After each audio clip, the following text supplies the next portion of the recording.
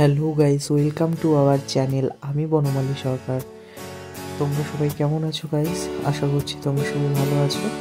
হ্যাঁ, আমিও খুব ভালো আছি।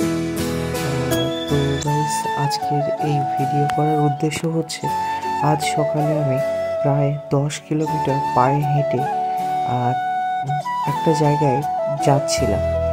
কোথায় যাচ্ছিলাম সেটা তোমরা ভিডিওতে আগেই দেখতে পাবে। গাইস, এতদিন আমি ভিডিও দিতে পারছিলাম না, তার একটাই কারণ। তার কারণ হচ্ছে আমার জেঠিমার খুবই শরীর খারাপ। তার মেনিনজাইটিস হয়েছে।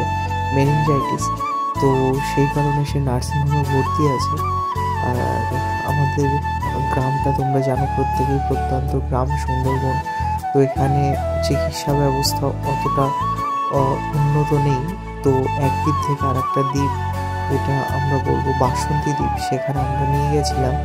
আমি গত এক সপ্তাহ ধরে ওখানেই জেঠিমার সাথেই ছিলাম। তো আজ আমি বাড়িতে ফিরছি।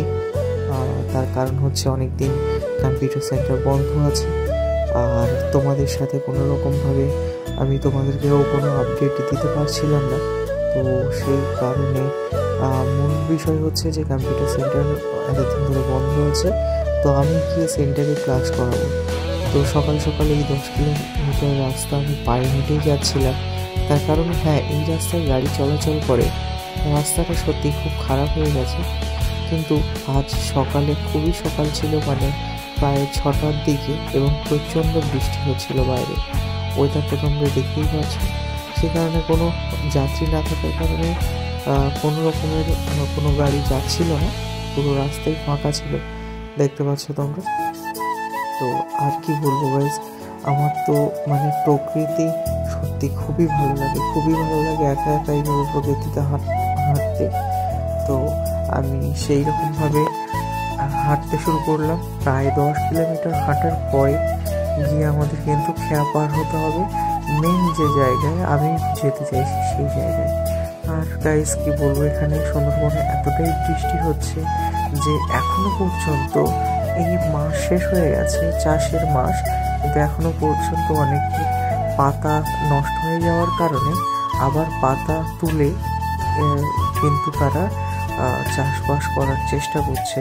কি করবে, প্রচণ্ড বৃষ্টি হচ্ছে, তার কারণে পাতা নষ্ট হয়ে যাচ্ছে। এইটা হচ্ছে বীজতলা। এখানে হচ্ছে পাতা তৈরি করা হয়। তা এখানে সবাই পাতা তৈরি করে কিন্তু চাষবাস করে। আর গাইস, তোমাদের সাথে কথা বলতে বলতে আমি চলে এসেছি খেয়াঘাটে।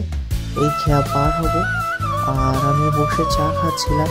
অনেক দিনের রাত জাগাও ছিল এবং চোখে প্রচণ্ড ক্লান্তি ছিল। অবশেষে চা খাওয়ার পরে খেয়া পার হয়ে আমি আমার সেন্টারে চলে এসেছিলাম। আর দেখো গাইস, বাইরে এখনো পর্যন্ত আজ সারাদিন বৃষ্টি হয়েছে, প্রচণ্ড বৃষ্টি হয়েছে। এবং আমি তো আমার স্টুডেন্টদেরকে class করাচ্ছিলাম।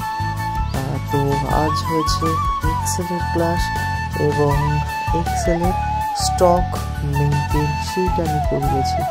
Stock maintain sheet Sarkar electric shop নিয়ে প্রত্যেকেই খুব ভালোভাবে বুঝতে পেরেছি। Thank you guys.